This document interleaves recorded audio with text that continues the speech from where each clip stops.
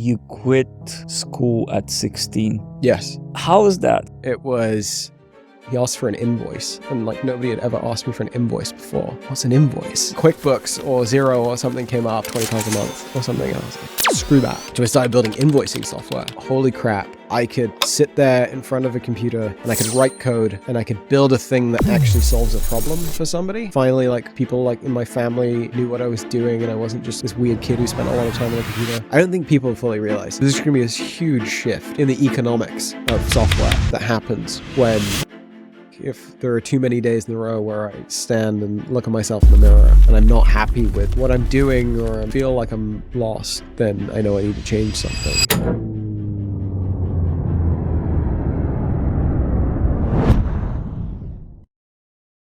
Well, thank you for doing this.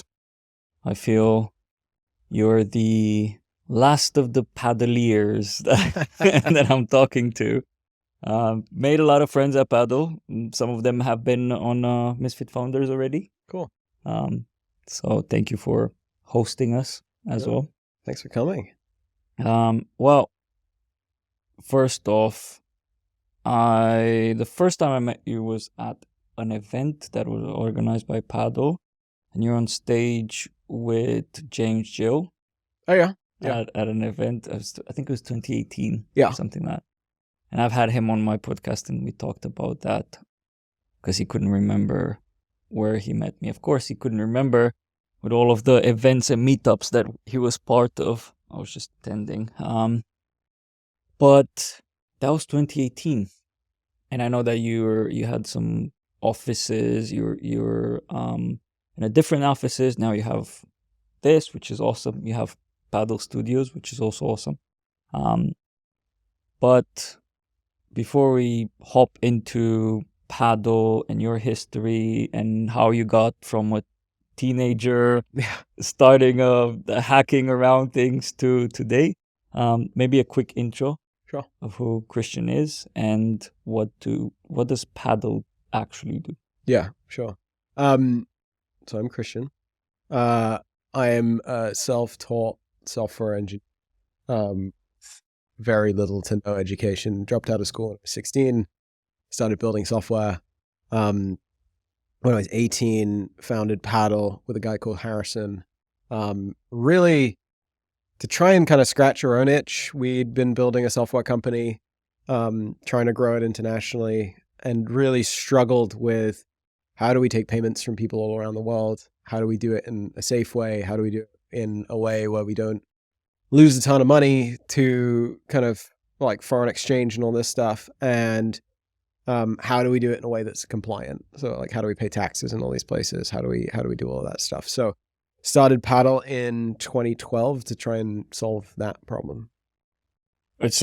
Which was a big problem back then. I think it still is, but back then, you had payment gateways like to checkout, and they wouldn't even approve you. You'd have to wait to register. So it was a bit of a nightmare. Yeah, or you were using like PayPal or something like that, and sort of it was built for consumers and not for businesses, and you'd sort of muddle your way through this stuff. And if you did get approved by one of these things, they'd withhold your money. Had that story a ton of times. So yeah, we just wanted to build something. We wanted to build the product that we wanted. We were building this software company and really struggled with all of this stuff. And we went in search of a solution, and kind of the two pieces of advice we got were either hire a bunch of accountants and do this stuff yourself, or there were a handful of things for really big businesses. Like if you're doing $1 billion a year, you can use this thing and it costs $3 million to get set up or whatever it is. And kind of we're a business who were doing like $2 million a year.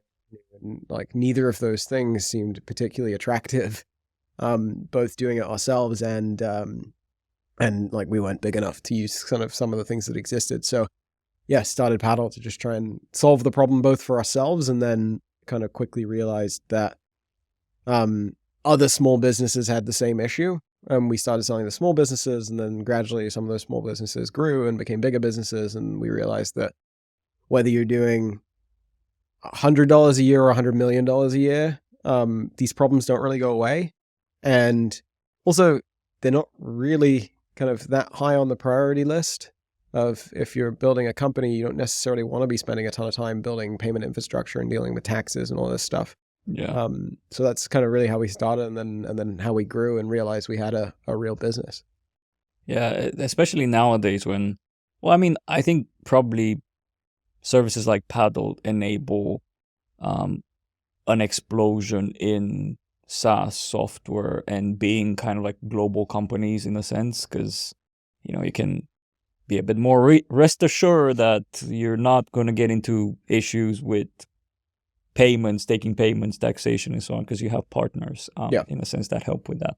So that's well. By the way, I don't know if you know this, but I did have Harris here. Yeah, Harrison in the morning. Harrison, in the morning, and he told me that you're gonna fact check him on his. I caught up with him when we were downstairs, and he said it'd be interesting to watch these back to back and see if they line up. They match up. Yeah, they're never gonna completely match up because we're all individuals and we all have our own way of thinking and feeling and recollecting a timeline of events in a sense, right? We have our own realities. You said you quit school at 16. Yes. How is that? Because I know I was talking to Harrison about his journey and how he had really supportive parents around the stuff that you do. I assume, was that the same with you, or it must have been difficult for your parents to accept that, to be like, okay, yeah, you want to leave school at 16, we're fine with that. Yeah, I think it was one of those things where they certainly had an idea of what I think life would look like for me. Or at least I assume, I don't have kids, but I assume when you have kids, sort of you go, oh, I'd like them to do well in school and then maybe go to college or university and then get a good job and do all this stuff. And there was definitely all of that stuff, I think, in their minds. And then sort of I found the internet and taught myself how to code when I was 13 or 14, and then really just became obsessed with it. And I didn't do particularly well in school, not because I wasn't like smart enough to do well on the test or whatever. It's just because I was really not interested in it. Boring. Yeah, it was boring. And like I would be supposed to be studying for a test or something, and I'd be building something, or I'd be making a website or whatever it was. And by the time I think had the conversation with them, sort of planting in their head this idea that I might want to leave school when I'm 16, I was probably 15. It's probably a year earlier. And by that time, like, I had a business and it was doing okay. So I think that it probably didn't come as a huge surprise to them. I think it still probably wasn't the path that they'd sort of originally envisaged that I'd take. But I think by that point, it was fairly obvious that I wanted to build a business, whatever that looked like, and kind of spend my time working on that. And I think I made the agreement with them, which was like, it wasn't like if it fails, it's like, when this fails, you'll go back to school. Yeah. And I'm like, yeah, sure, of course. And then I think that was probably the fire that I needed under me. I really don't want to go back to school. I really don't want to I found the thing that I want to spend the rest of my life doing, and it's building stuff and kind of trying to create a company. So that became, I think, a good portion of the motivation that I needed to kind of just stick it out and keep grinding. But I feel, anyways, that is massive support. Oh yeah, hugely supportive parents in that way. Yeah. So I know many people that had. No, you don't. No, exactly. It's like not even a conversation, let alone sort of them eventually agreeing to it. It's sort of the conversation's just shut down. I think that's a shame. Yeah, it does seem that the surprise wasn't the fact that you're going to leave school. Maybe the surprise was you making $signs at 14, 15. Yeah. What was your first business? I had a few. I started off, like, once I taught myself to like build websites, I started off basically just going door to door in the town I grew up in to like local businesses and being like, I'll make you a website for... What year was this? For 2009, 10, something like that. maybe a little bit earlier. Were you getting, because now, like, I would say if you go out there somewhere in maybe a town a bit more remote and so on, you start saying that people are more open and so on. But in that period, were people open, or what do you mean by website? I think I got a lot of goodwill in two directions. Like, one, I was a kid, like, so what do they have to lose? And two, I don't think I was charging very much. I can't remember what I was charging, but it wasn't a lot at all. It was like, here's £50 or whatever to make your website. And okay, sort of like, it's a bargain. Yeah, it's a pretty good deal even now. But yeah, so I think that people were more like, sort of, yeah, why not? Like, go for it. And I did a few of these, and if that wasn't really the thing that like started making me money when I was younger, it was one of those, I think it was like a restaurant or something that I was doing a website for, and he asked for an invoice, and like nobody had ever asked me for an invoice before. And I was I'm like, only 14. I was like, yeah, I was like, what's an invoice? So I like went home and Googled like how to make an invoice, and like QuickBooks or Xero or something came up, and it was like £20 a month or something. And I was like, screw that. I'm not paying. I could build this. So I started building invoicing software for like people like me. So people who are billing by the project or by the hour. So like freelancers and people like that. And I just fell in love with, I could sit there in front of a computer and I could write code and I could build a thing that actually solves a problem for somebody. Yeah. And like, for many. Yeah. And that was the thing that I was like, holy crap. Like, I don't have to transcribe another Italian restaurant menu again. Like, sort of, so many times you can write like pepperoni pizza, sort of $7.99 or something. And like, I realized that I could create a thing once that solves a problem and I could sell it to tens of thousands of people. And really that's how the first software company started. I started with this problem that I had, which was I need to make an invoice for this guy. Built the software, made the invoice, and then realized that if I have this problem and I don't want to pay whatever it is for some accounting thing to do it, other people probably have the same problem as well. And then started selling that invoicing software, and it was kind of right place, right time sort of for that. It was invoicing software for the Mac. And there was like maybe 2 or 3 other people building invoicing software, and I really liked design, and it was a really beautiful looking product. And your product was called invoicing software for? It was for the Mac. It was called Invola. And sort of, it kind of just like, it took like some design blogs and things like this, sort of featured it as like having a really nice icon and like all this stuff. And then obviously there's like an interesting crossover in audience, because a lot of people who read these like design blogs are designers who then need to invoice people. So that was like the first set of customers, and it kind of just snowballed from there, and it ended up sort of 18 months later, it was doing like 2 million in revenue. 18 months later, 2 million in revenue. I was like 16, 17. I feel that that's a pure example of the power of PR in a sense, and going viral in an industry with a piece of software.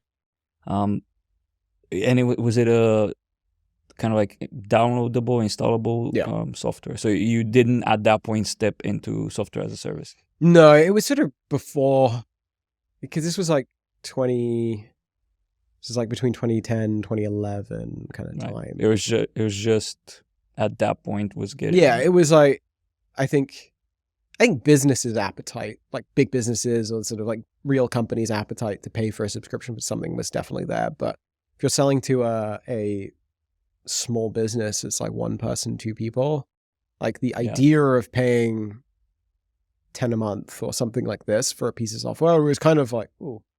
And it was still like this, it was still the era of version 1 comes out and you pay $50, and version 2 comes out and then you pay another $25 to upgrade, and version 3 comes out a year later. So it was kind of that cycle. So it wasn't subscription based, but sort of still was relatively low price point and selling to people kind of all around the world who were just discovering it through blogs and websites and things like this. And then I realized that the way to really grow it was, I started doing these bundles of software. So it was like, okay, if you're a designer, you might buy invoicing software and project management software. And if you're a photographer, you might buy Lightroom presets or like whatever it is. And we'd create these like bundles of software and we'd sell them. All made by you? No. So or like with others as well. Like one key component. Kind of like syndicate of. Yeah. So like one of the, we'd always have the invoicing software in it.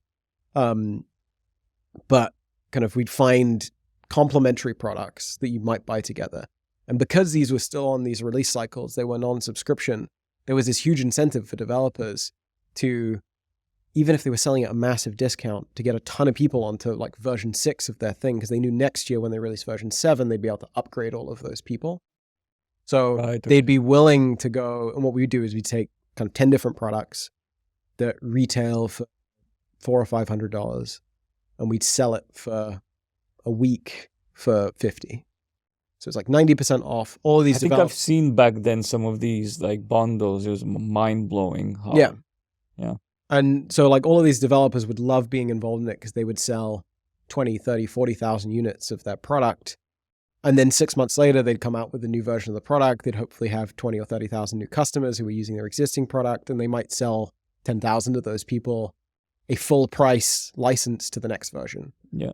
And we launched the first one of those and it did $500,000 in revenue in the first 3 days. And we were taking 50% of the revenue. 50%. Yeah. Because some of these developers didn't even want paying for being in these things. They just wanted to acquire the customers so that they could sell them the next version. Right. It was like a marketing channel for them. Mm-hmm. So we were splitting revenue with them, but yeah, we were making 50% on those. And then that became the real distribution channel, like after the word of mouth for the invoicing products. And that's how I met Harrison, is I was running that business and was looking for somebody to help me kind of reach out to all of these companies to see if they wanted to be in one of these promotions. So we met doing that, and he was still going to school. He would like come home in the evenings and in his bedroom, like organize these promotions, and we'd sell hundreds of thousands of dollars of software every week. And that's kind of how we started. And it was kind of really, as he and I were building that business, and we were doing obviously relatively high volumes of payments all around the world, both on the invoicing side and then on these bundles, we realized it's really difficult for us to do this internationally and deal with payments and taxes. It was always the number one headache that we had. So we decided to start Paddle to kind of solve the problem. And at what point did you transition fully to Paddle? Like, how did you weigh things? Was it purely that the bundling business kind of started dying down and Paddle was picking up? It was the invoicing software company was doing pretty well. The bundling thing was very much like a seasonal kind of business. Right. And we built like a relatively large audience of people who were interested in these bundles. So it's like 300,000 or 400,000 people who were like subscribed to the email list and things like that. Not just subscribe to the email list, pay dollars. Yeah, I'm buying stuff. And we'd have like pretty high repeat purchase rate of those people coming through.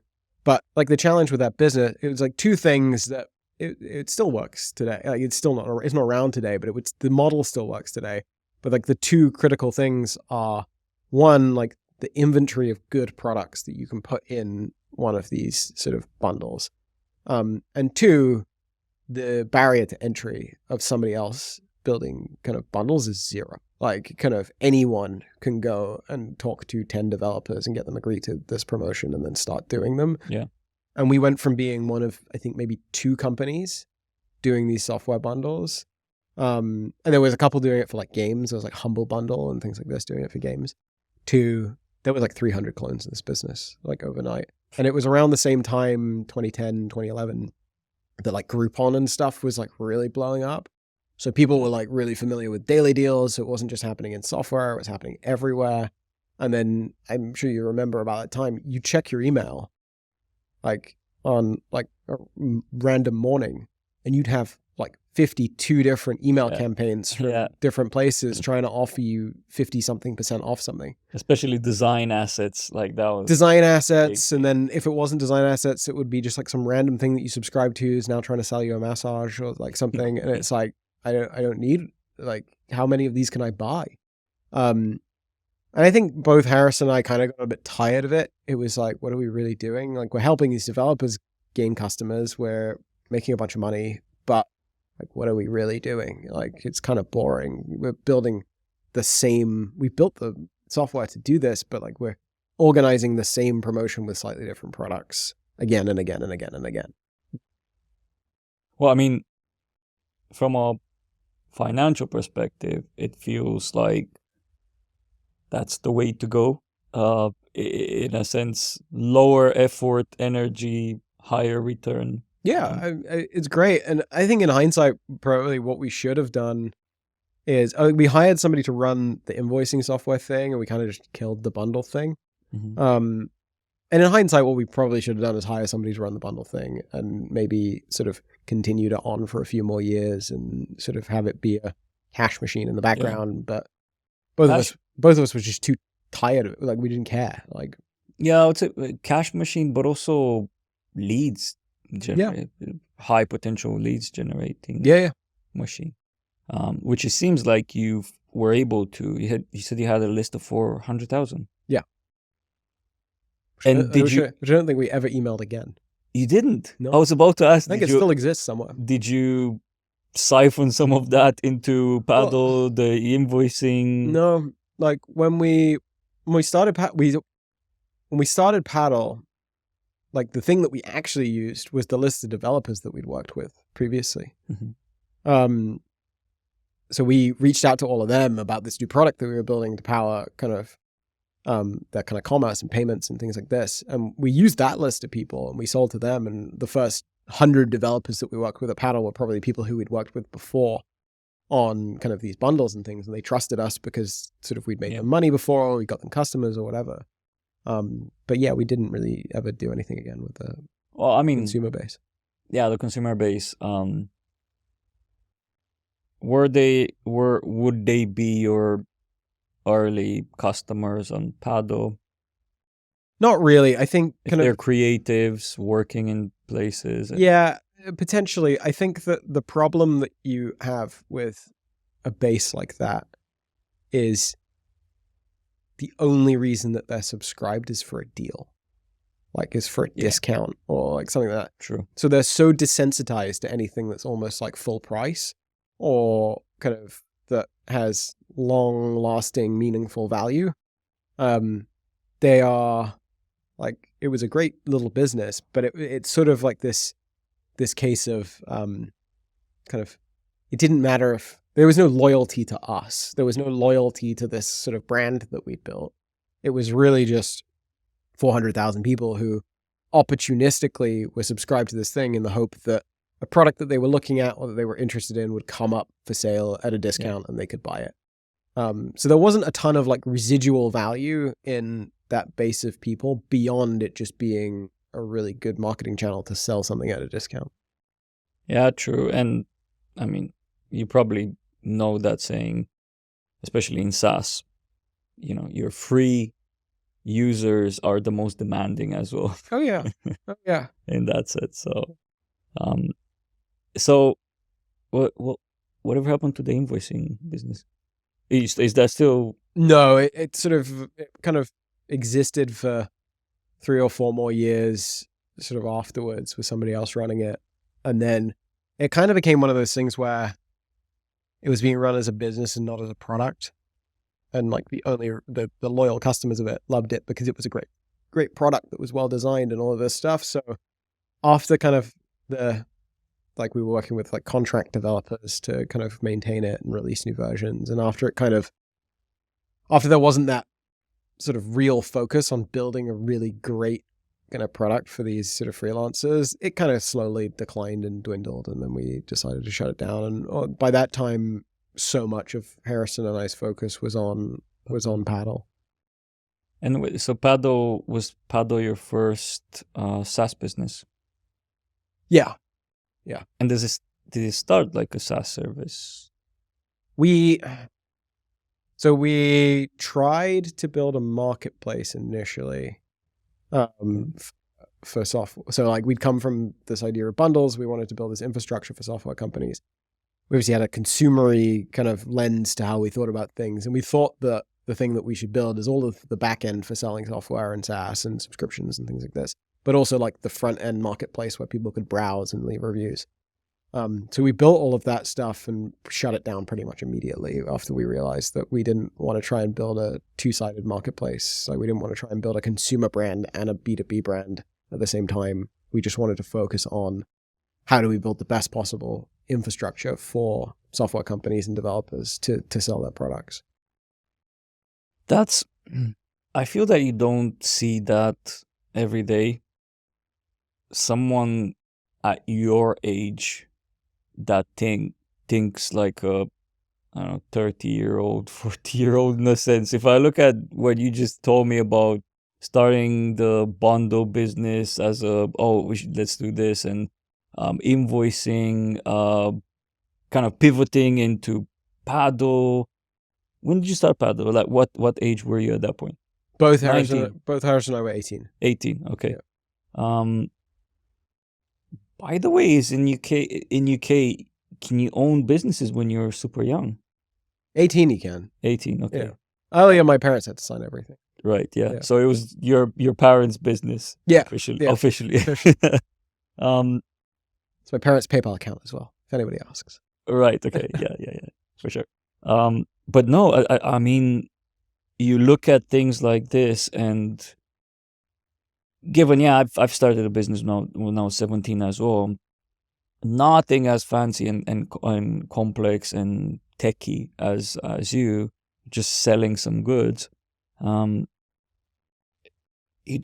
must have been quite advertised, PR'd when you were young.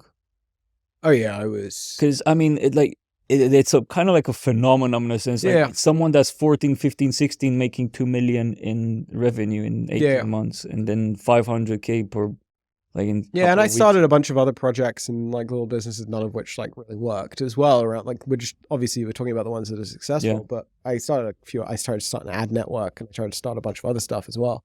But yeah, I got a ton of press when I think I was 16, 15, 16. And it was interesting because it was new for all of like 20 minutes, and then it gets pretty old pretty quickly. Yeah. And I think that I was always kind of it was interesting, and I felt really good, and it was interesting because sort of finally like people like in my family knew what I was doing, and I wasn't just like this weird kid who spent a lot of time on the computer. Recognition. But at that age, did you feel like you needed recognition from family and others around you? No. I think it wasn't one of those things I went like seeking. Mm-hmm. It sort of just happened by accident, and then it kind of snowballed from there. And then I kind of it lasted like 2 or 3 months of like getting lots of press and attention, and then I was like, this is not particularly interesting. Like, it's not exciting.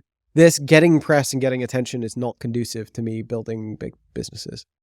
And I kind of knew at that point that I wanted to build a big company. Like, and I think that's where a lot of like young people who have some sort of early success, where they make a bunch of money or have an app that gets a ton of downloads or like whatever it is, they get that first like hit of PR or whatever, and then they're hooked on that, and then they make every subsequent optimization in order to get more of that.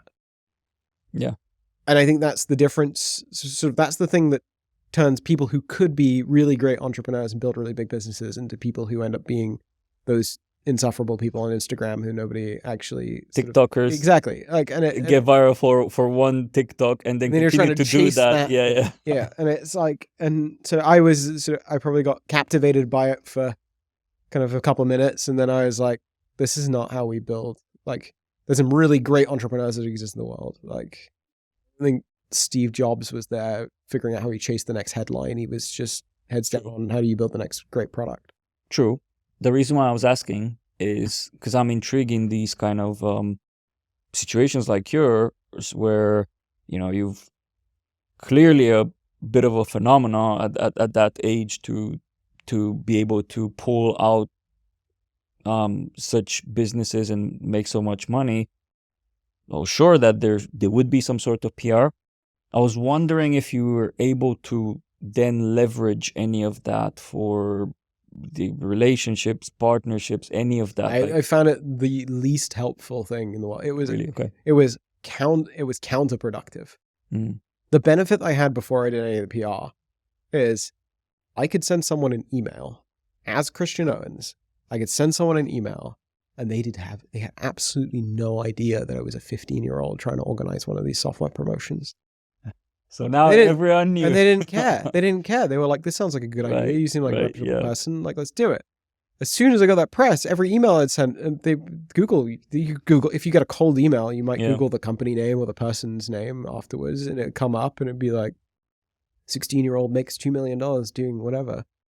And it's just like, oh, then that becomes the conversation. Are you the 16-year-old? Yeah, no, exactly. And that becomes the conversation. Yeah. And it's sort of like you lose this sort of, it's not anonymity that he's going after, but like kind of not necessarily having to like explain away, oh yeah, we did the press and it's fine, or like not having to kind of have that like backdrop to every conversation. It's just counterproductive. It sort of takes what would have been a 5 email exchange to organize a deal to a 15 email exchange, because you have to give your entire life story to every person who you contact.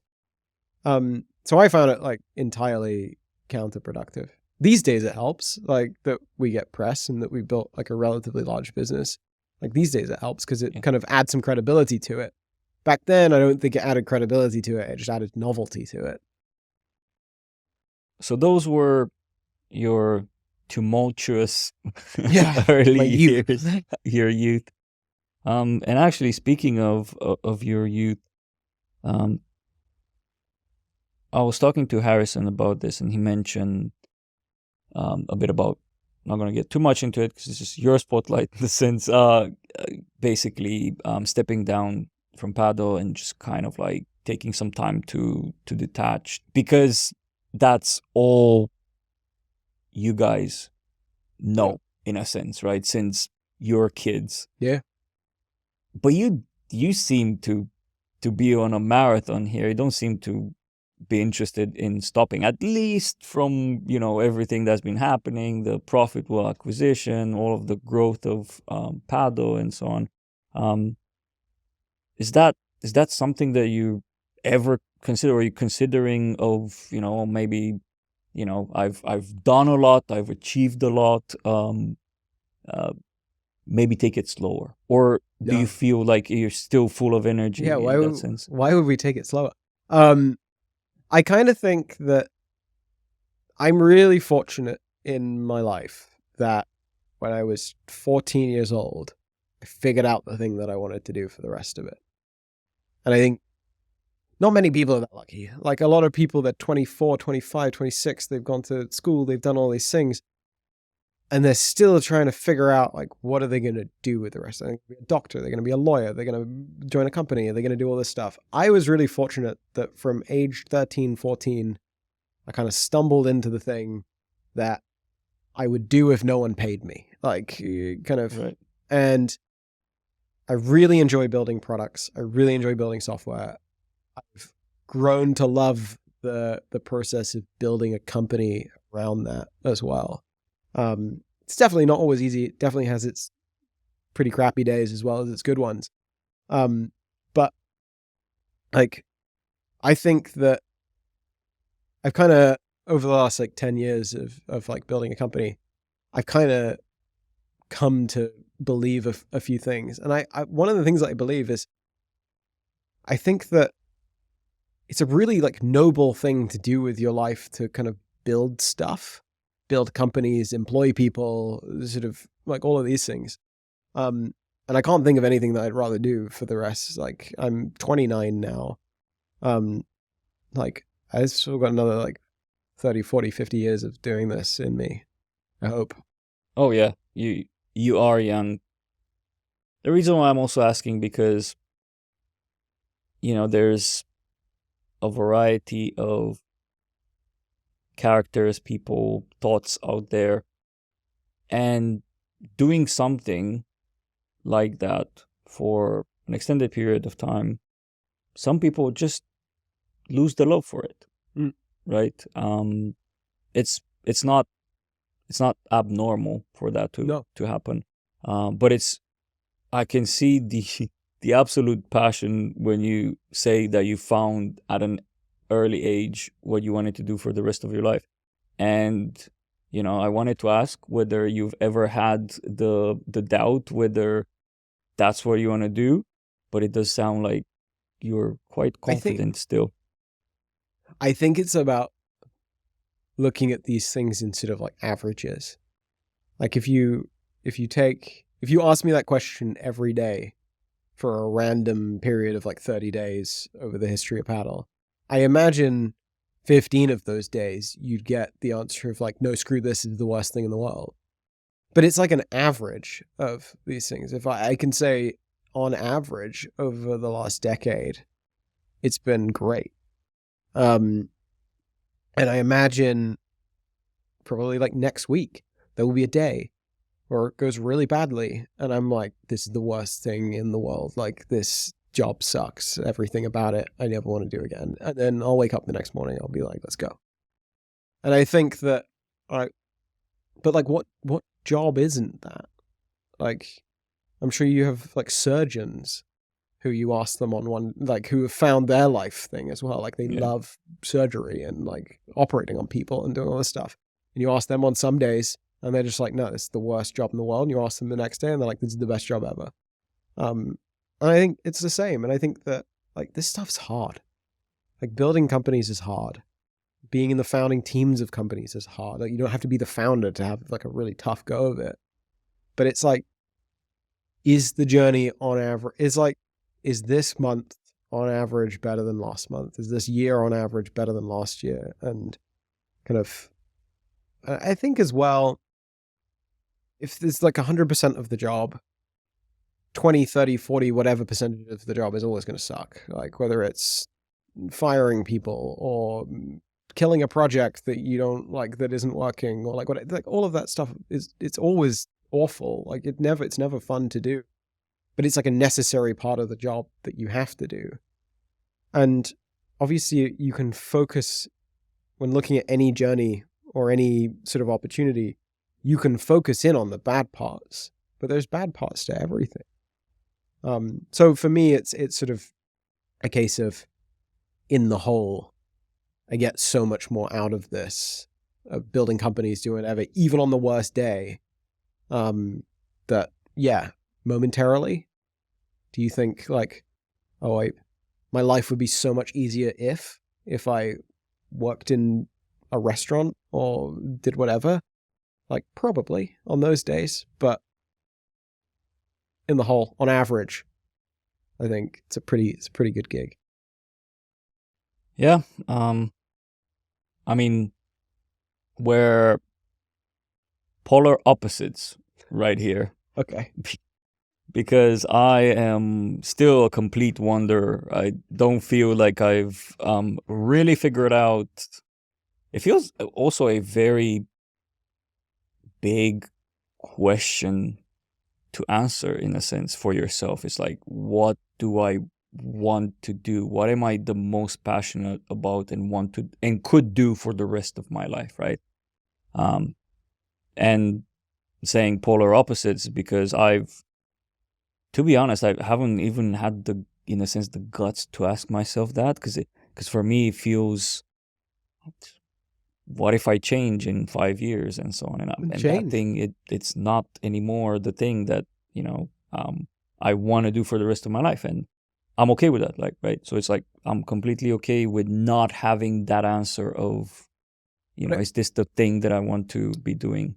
But I also think it's about optimizing for like longevity, like building companies in order to be able to do it over a long period of time. It's about optimizing for like the longevity, not necessarily of any one company or any one project, but of yourself. So like, there are a handful of things I don't like doing. So you find people or you find kind of others either to do those things or who really enjoy doing those things. So for me, like longevity looks like being able to talk to customers, to be able to think about strategy, to be able to work with a product team, to be able to do all of those things that I really enjoy doing. Sure, there are a number of pieces of like operational or kind of otherwise responsibility I have outside of that, which is stuff that I don't enjoy doing, but it's very necessary to do. But I think it's about optimizing for longevity, for what are if the role encompasses many things, what are the handful of things that you could do every day that you really do enjoy doing? And then biasing or optimizing kind of time in order to be able to do more of those things. Are you still involved in the product? Yeah. So you're actively in? Okay. Yeah. I don't write code anymore because I think they don't like it when I do that. I make more mess than I clean up. So I mean, of course, what team loves their founder's exactly. code? Yeah. It's bad. Yeah. By the way, when you started coding, what were you using? What languages or technologies, and what tool to code were you using? My first, so the first language, or the first thing that I ever learned was like HTML, CSS. And then I became obsessed with the idea that I wanted to make games, which I think a lot of people do. So it was like Flash games. So it was like ActionScript too. I've used ActionScript too. Yeah, that was a fun time. So I tried to make Flash games and things. Mm-hmm. And then it was Objective-C, so I could build the Mac kind of products. Mm-hmm. And then for the last sort of decade, I just fell in love with like JavaScript and PHP and things like that. Yeah. I've started with HTML and CSS, of course, like everyone else. I mean, I think there's a lot of developers that don't start from that. No, yeah. But I feel that maybe those of us that have a bit of an entrepreneurial side kind of start there and then move. You want to scratch an itch. Like I want to build a website. What do I need to know to build the website? Exactly. So I can then do the next thing. Yeah. Mine was though afterwards PHP and then moving into JavaScript. Yeah. Yeah. Mine is basically the same, just with the ActionScript, and like because I wanted to make Flash games, which I couldn't make because I can't like draw. I couldn't like make anything. Were there no assets? I couldn't make any assets sort of for the. I'm sure I could have bought them, but I didn't even know that was a thing at the time. And then I sort of very poorly taught myself to an Objective-C so that I could build the Mac app, but it was terrible. So you're a functional coder, basically. Oh yeah, I am. That's why everybody hates my code. Like it's sort of it's because it works. But that's about it. Like, it's not very readable or clean. Yeah. Testable. That's just make it good enough to work. Yeah. And I've worked in the past as peers, as my team and so on with proper developers, which are neat freaks when it comes to code structure and so on. And I understand the passion for it, but I'm always like, why? Until you build products that kind of break here and there, and then you realize, oh, it's a nightmare too. Or you start hiring people and suddenly they can't all work together because it's all a big kind of mess of whatever. I am, like, one of the things I really, really believe, like, is, like, more than anything else, is that building stuff, whether it's building a product or it's researching something, like, kind of like doing the deep research or whatever, like, I very much believe that kind of an idea isn't very good unless it's commercialized. Like, unless you can actually prove that it can be a standalone viable thing on its own, which has always like led me to prioritize building something to like the minimum viable, like kind of stage, and then figuring out how to commercialize it immediately afterwards. The idea of over-engineering things or building stuff for the sake of building it, like it just doesn't fit with me, because like I've seen so many really great product people and really great engineers fall into this trap of like needing to engineer something until it's perfect. that they almost forget that it also has to make money in order to be sort of standalone, like viable. It's funny because I just had a conversation with Jonathan from Candu about this exact thing. And I think my thought on that is there has to be some sort of balance from experience where our first MVP almost crashed and burned because it was too much of an MVP, too early, too unproven, too skimmed down and so on, and no one wanted to buy it.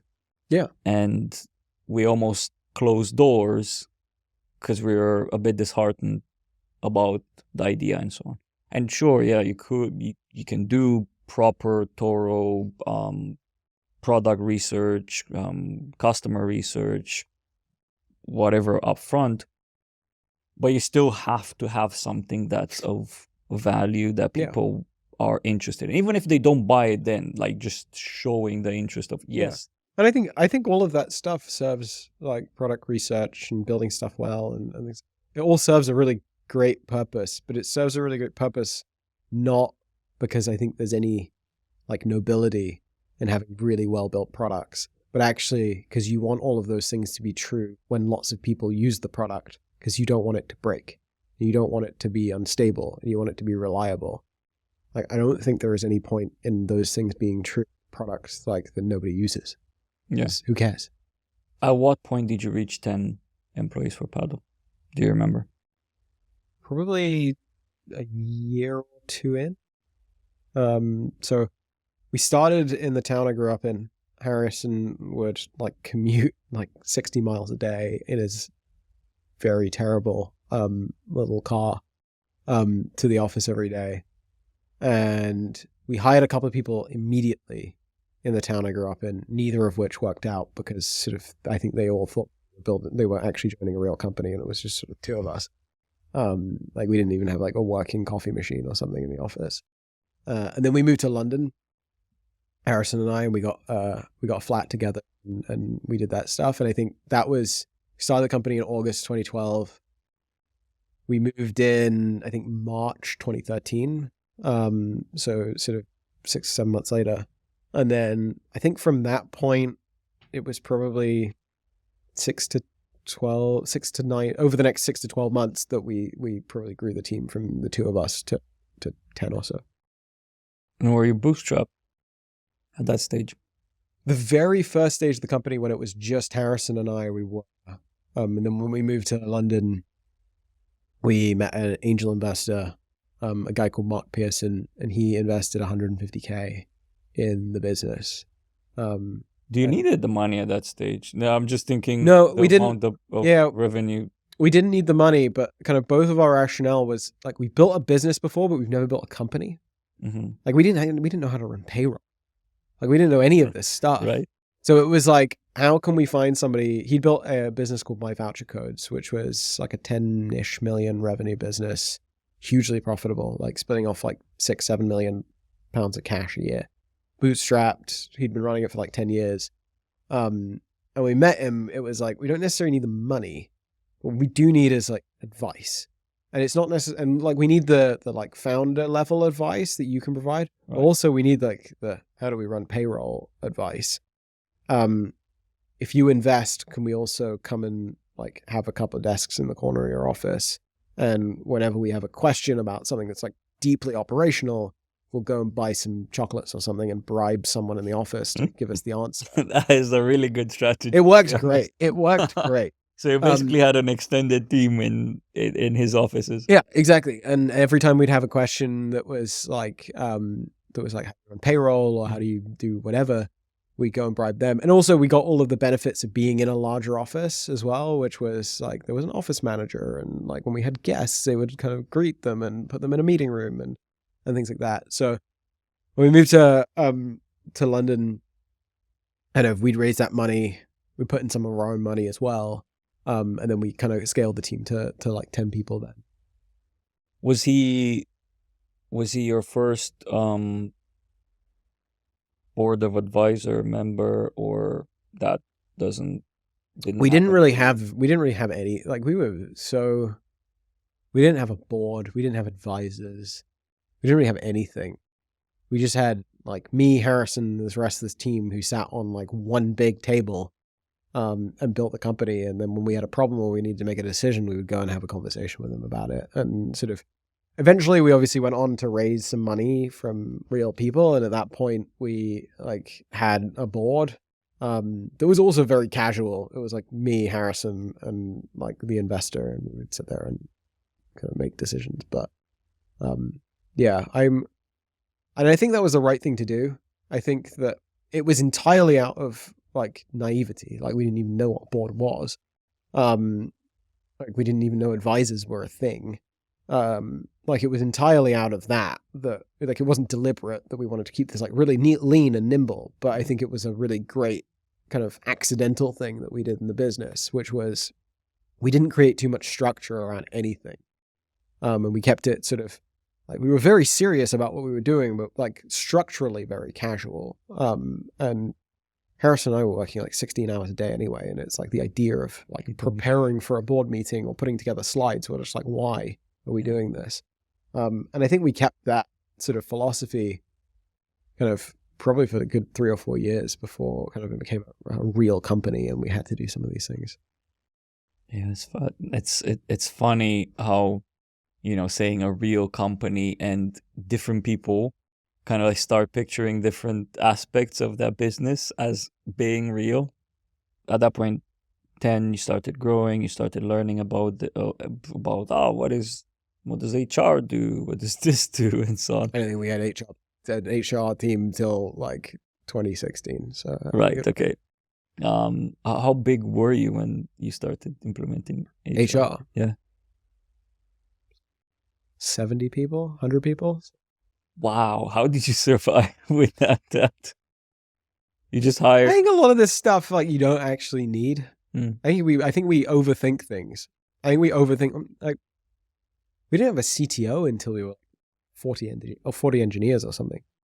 Like I think a lot of this stuff, like we over-engineer because we're told we should have these things.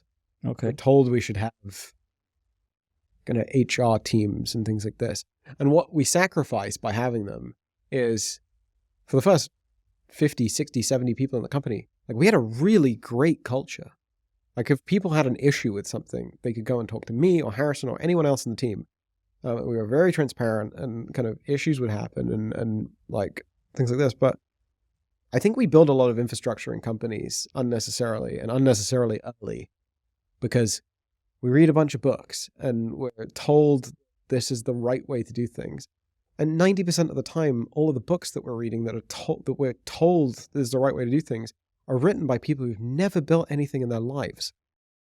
Like, it's sort of like, I'm more than happy to read the book from the founder who has built something great, whether it's as big as Paddle or much bigger or smaller or whatever, but they have some operational experience around this stuff.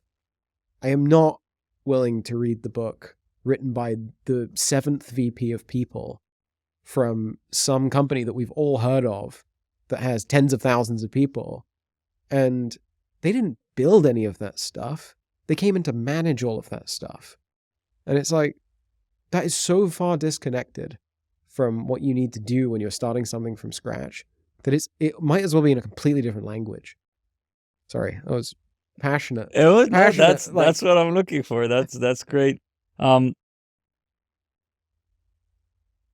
There are situations where in some organizations it is inevitable to put those systems in place, especially HR. Yeah. In the early days, you're like 20, 30, 40 people. We probably did leave it too late on HR. Like, kind of, we probably should have done when we were like 30 or 40 people, like, kind of, or at least as we were kind of on that maturation curve, as we were hiring people at a greater rate, like, we should have implemented some of this stuff earlier. But I think, yeah, it's just not doing it too early. Yeah. When you have the right mechanics in a team, in a sense, the right culture. I know this is thrown around quite a lot, the right culture and so on. But if it's the right environment, then yeah, probably you can live without for quite a while. But there's a lot of not so right environments out there where that's necessary very early on. So yeah. But do you not think that, like, if you're a 10-person company, a 15-person company, 20, pick a number.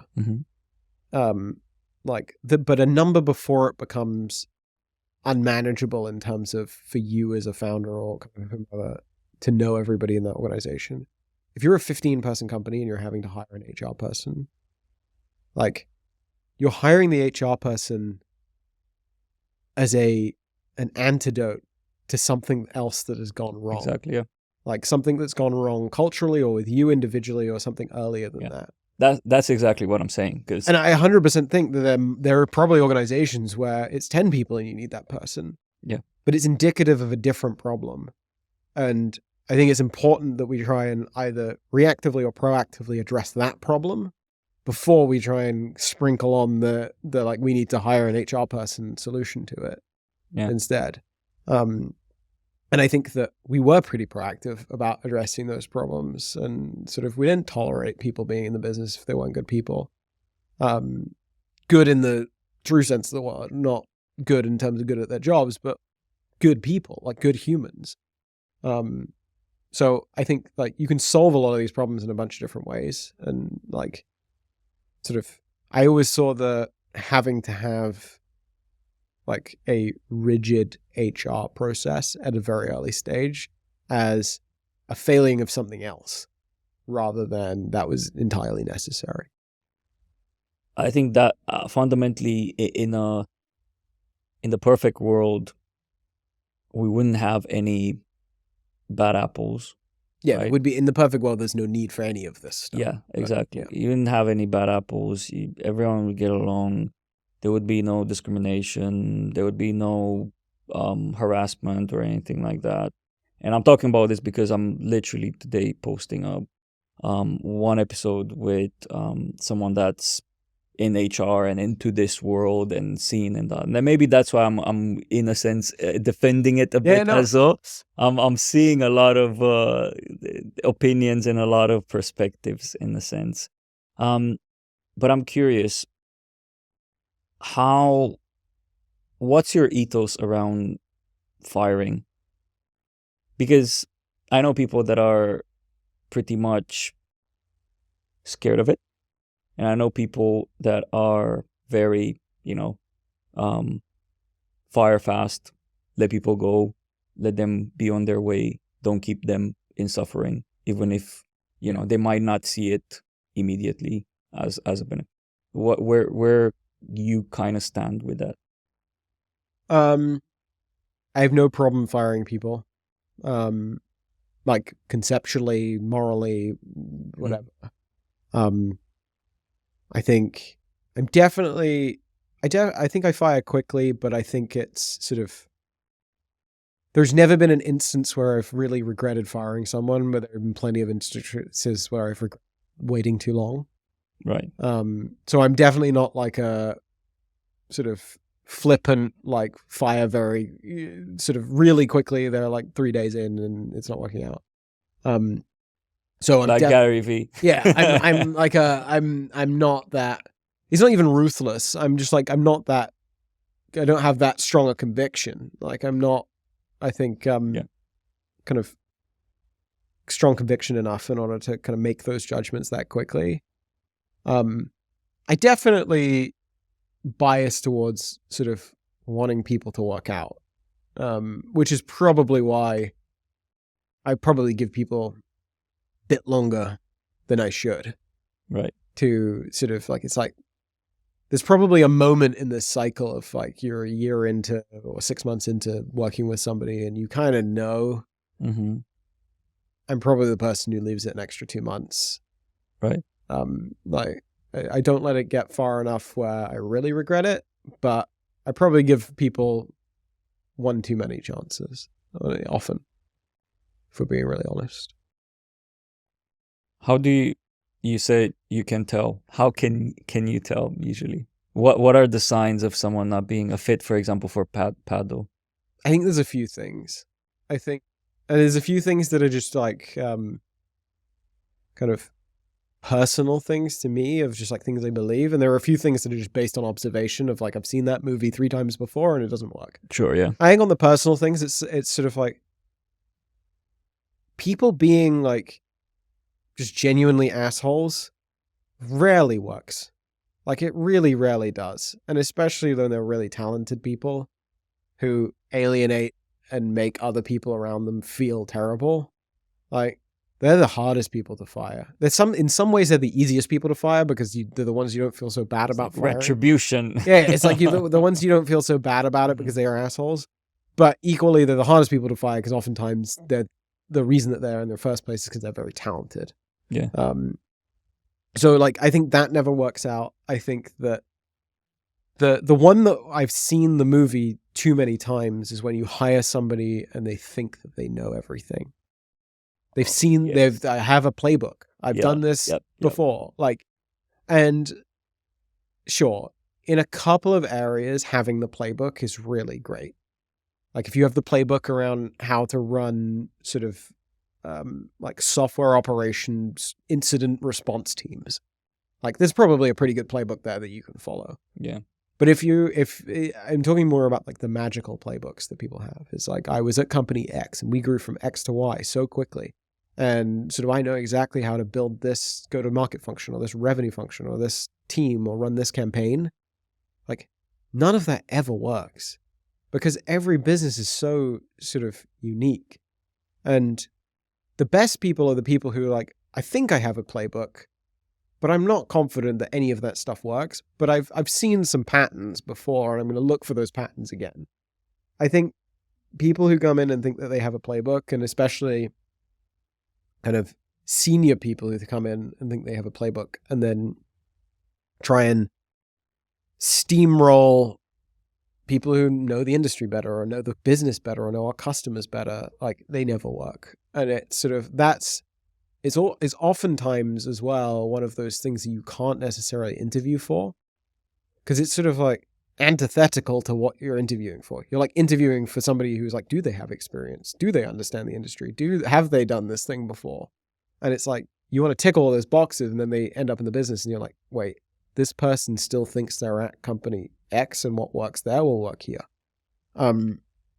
So I think that's definitely like one of those things where it's you kind of know it when you see it. There are definitely some pieces to that look a lot like somebody just building on their experience, which is fine. But yeah, people who think that they have every answer to every question because they've seen it before at other companies. And then the third one of like, I've seen the movie before is it's really difficult when hiring people, and these are the people that don't work out, who they sound like they did something really important at somewhere that you admire, but they were just along for the ride. Mm-hmm. They were in an impressive sounding role at a company that did really well. Yeah. And you get them in the door and it's like, you had absolutely nothing to do with that, did you? Like kind of, you happened to be really luckily on a team that did really well in a company that did really well. Like those tend to be the people who, especially when you take them from large organization to small, they tend to be the ones that really stick out because they can't hide anymore. They can't hide in the infrastructure of the teams. Yeah. And they're also the people that make everybody else in the company feel bad because they feel like they're picking up the slack for that person. So yeah, I mean, there are lots of things that kind of will result in somebody no longer working at Paddle or whatever it might be. But I think the big ones are being an asshole, and then sort of, I think there's a humility or like a humbleness of kind of people at Paddle, like in the company, where they're in this pursuit of trying to learn something. Like however experienced or however many times they've done this before, the most successful people at Paddle are the people who go, cool, that was one thing. but I'm here to learn. I'm here to figure it out and figure out what that is. And those are the people that do the best, always. In the companies and the settings that I've been in, it always starts like that. But there's a moment in time, as in starts like that, as in a small group of very passionate people that are there to learn, that are there to evolve and such. And in some instances, somewhere along the way, that flips. Mm-hmm. And it's either because of not having the right support infrastructure in place, starting to scale hiring too fast and kind of like letting things slide, and then you start getting the wrong type of employees and so on. So yeah, it's hard to maintain it as you scale.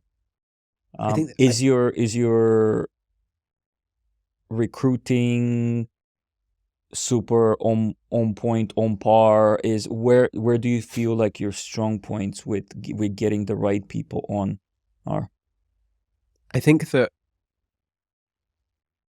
can have teams in businesses that are responsible for like filling that hiring pipeline, like that talent pipeline, recruiting pipeline, whatever it is. But ultimately, like the people who are making the decision on whether somebody should join the business, they're people who are already in the company. They're people who are already doing the roles.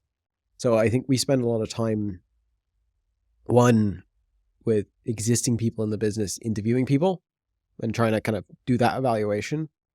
But also, I think spend a lot of time articulate internally, like amongst those people. If we're hiring a product manager, for example, like the people who will predominantly interview a product manager are the product managers who work here. Like they're going to be, if we've done a pretty good job at hiring people, they're going to be the best judge of both skill-wise, whether this person is sort of appropriate, but also they're also the core group of people that they have to work with. So I think spending a lot of time with the existing team and aligning as an existing team on what good looks like, I think is the thing that that results in us sort of making subsequent hires that kind of elevate the teams and the businesses. I think, and we probably went through a period of this in the past when we were hiring incredibly quickly, is when you sort of try and outsource a lot of that stuff to the talent team of the business, if it's internal, to external recruiters, and really the amount of time and energy that you're spending, existing people in the business are spending on actually interviewing someone and getting to know them and hiring. When you diminish that, I think you lose this level of control, and the ability to filter. And the people who are doing the role themselves are always going to be able to filter better than sort of like even the best internal talent team. Like they're not doing the job. Like they are probably hiring for several teams, several roles, and it never quite works. Yeah, no, maybe add to that. It doesn't, at least from what I've seen, it doesn't really work that well, even if you have very key and senior individuals in the team do the decision and pick and choose who to hire.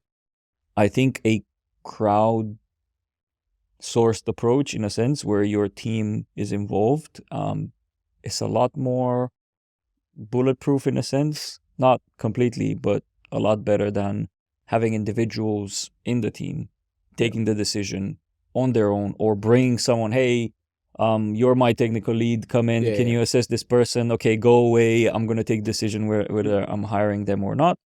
Because again, they might have a completely different understanding of what good it is in that moment. So it's a lot more.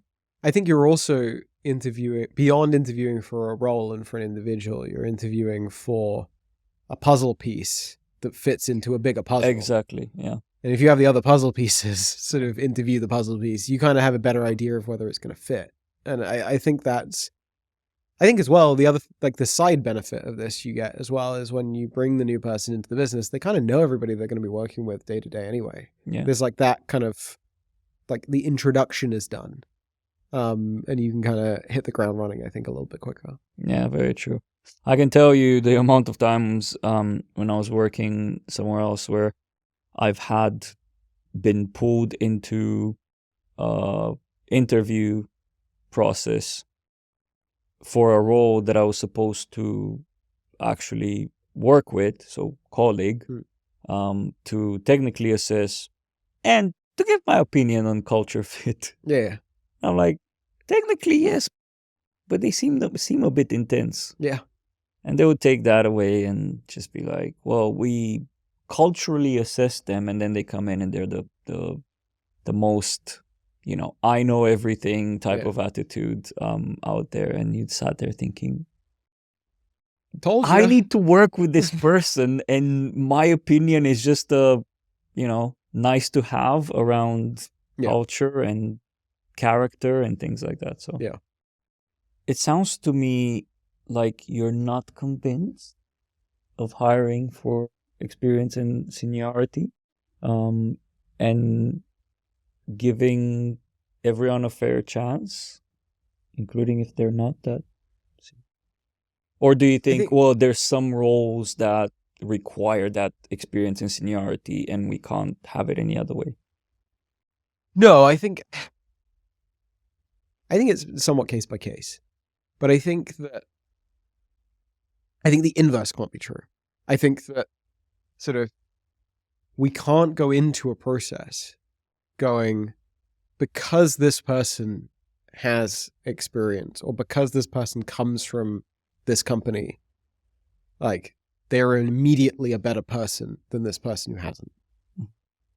So I kind of think about it backwards of like it's not that for a certain role we shouldn't go and hire someone with experience or from a similar company or from kind of a bigger company or like whatever. It's not that we shouldn't do that.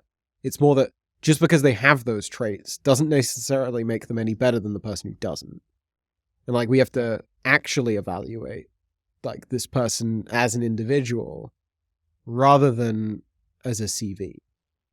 And like I read people's CVs when I go into an interview, but do I really acknowledge do I really care what it says? No.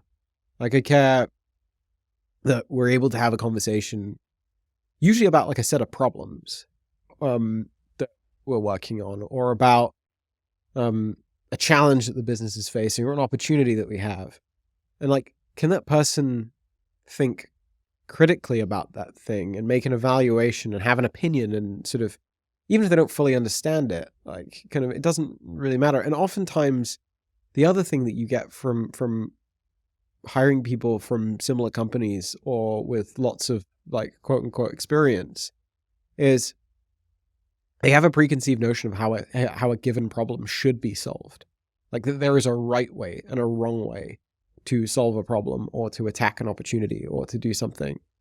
And oftentimes sort of like all you end up with is a slightly worse version of the way somebody else is doing something, because that's probably not the way that they originally solved the problem. Like you hire somebody from a company that's really figured out, that's much bigger than you or whatever, that's really figured out the thing that you're trying to figure out. Maybe it's go to market. Maybe it's a freemium model. Maybe it's whatever. So you go like, we want to build a freemium model. Like this is entirely hypothetical. We want to build a freemium model. Who is the best company in the world at building kind of this freemium model? Maybe Adobe, maybe Figma, maybe sort of HubSpot. We're going to go to HubSpot and we're going to hire the person who sort of was instrumental in scaling freemium at HubSpot. We're going to bring them in to Paddle, and we're going to have that person build out freemium at Paddle. And they go and do it, and they take a bunch of lessons that they learned at HubSpot. But they have a preconceived notion of how this problem should be solved because it worked at HubSpot. But HubSpot, when they were building that model, they didn't go to the company that was slightly ahead of them and go, how do these people do it? The reason it worked at HubSpot is because they kind of went from first principles and they thought, how does freemium work at HubSpot? How do we need to solve this problem? So you want not the person who is responsible for scaling the thing or owned the thing, but you want the person who originally solved the problem, because you want them to apply the same level of rigor and the same first principles approach to how you solve the same problem here. Not because like the solution is going to be orders of magnitude different, but because every business and every challenge has its own set of nuances that require sort of a slightly different approach in order to solve it, not at all, but in the best possible way. So I think that like there are definitely incredible operators with tons of experience who can who are malleable enough to go from company A to company B and still be willing to kind of do the work to figure out the underlying problem before they propose a solution. But in a lot of instances, what you get is you get the person who they've kind of been handed the solution before, and then they want to replicate. Yeah. And then the challenge with that is you end up having to unwind so many things of what they do that I think it just overall slows you down. And actually, in some instances, the person who's never experienced the problem before, who has to go and learn about the first principles version of the solution, like they have to go and figure it out because they don't have a playbook, that person's sometimes more valuable because they approach the thing fresh and they might not come up with the same solution, but they may come up with a better one, or at least a better one for the given kind of company or problem that you're trying to solve. So that's kind of when I think about sort of hiring people and hiring people with experience. It's not that experience. I think a lot of people think of like experience has to be a prerequisite of us hiring for this senior role. And I'm more of a case of we should absolutely go and talk to experienced people, but we should look for the ones who are good in spite of their experience, not because of it. That is a very detailed answer. And I think I agree and resonate with a lot of that. There is a lot of time a need for senior intel, right? Which is very useful, especially when it comes to things like leadership. Yeah, I think you can find people who are really great leaders of other people because they've learned that from a company that's really great at kind of teaching people to do that. And I would say that's like an example of actually having somebody who does have a lot of experience, sort of like where that can pay off hugely. Yeah. It was also a test to see what your response was versus Harrison. And I guess you'll find out the answer when you put together the I'm curious, how did your role evolve from the early days of Pado to now? Like if you look at yourself when you started in the first 2 years, let's say, of Pado to now, what would you say about yourself back then or about yourself now? As in, I was more like that back then, I'm more like this now. Yeah. I think the component parts of the role, like the physical, like what are you doing every day, obviously kind of changes a lot over the years as the company grows and it does different things and there are more people and things like that. I think in terms of how I've changed, I think early days of Paddle was definitely less calm. It was definitely more reactive to things. Sometimes in a positive way and a lot of times in a negative way. The old, like, starting a company, you're either having like the best day of your life or the worst day of your life. And sometimes that's in the same 12-hour period. Yeah. Like, I was definitely a lot less like desensitized to that roller coaster. So would react to kind of the good and the bad and sort of everything in between. And I think sort of a decade later, sort of good things are going to happen, bad things are going to happen. Like, we just have to kind of keep going and think about it rationally and don't think too emotionally about it. So I think that is one. I think I probably in the history of paddle, there's been an arc of me going from being early days extremely decisive to probably 5 years ago not very decisive to today very decisive. And I think that was a case of early extremely decisive because one, you have to be, but also there's very little at stake. Like if you make a wrong decision, you make a wrong decision. What do you mean by decisive? Deciding to build something or not build something, deciding to right. So you're strategy, the person that had very strong opinions and took the lead. Went for it. Yeah. Okay. So I was extremely decisive in the earliest days of paddle, partially because you have to be, partially because there wasn't much at stake. And I think that over the following 5 years, I kind of became less and less decisive, more consensus driven. Because I think as we built a company, I just didn't want to piss people off. And I thought it was a good thing if we had like everybody agreed on every decision we made. Right. And that would often lead us to either making the wrong decision or taking too long to make a decision because you require so much input. Yeah. And I think I've like reversed course on that. Of like over the last decade, I kind of know if I have a gut feeling about the right decision for something that I'm tasked to make a decision about, like I feel very comfortable in making that decision now. I think 5 years ago, I probably didn't. I would probably, even if I kind of knew deep down what I thought it should be, I would still go and ask 12 people and I would still go and have a long conversation about it and think about it a lot and things like that. And I think we probably lost a lot of time through that.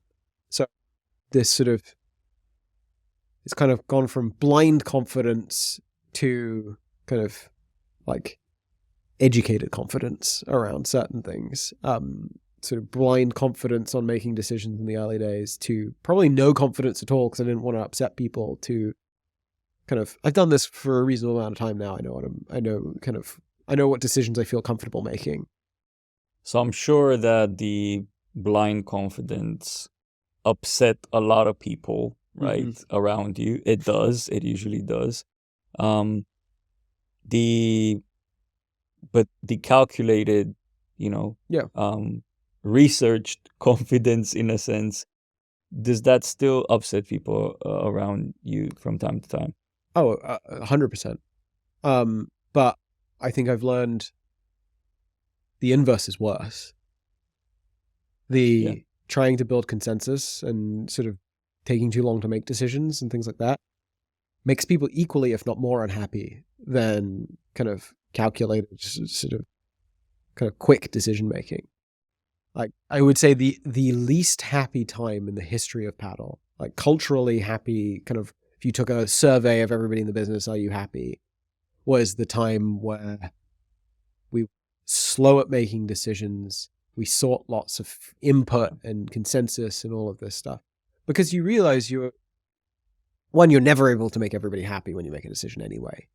So all you do is you take a process of like ripping the Band-Aid off and like the decision being not the thing that a few people didn't like. You take that process and you draw it out over like 4 weeks. And it's 4 weeks of people feeling miserable about the decision. Yeah. And you also, you never make the best decision by diluting it down with dozens and dozens of kind of hours of people kind of thinking about it and putting it, especially when you kind of have a pretty good feeling of what that decision should be.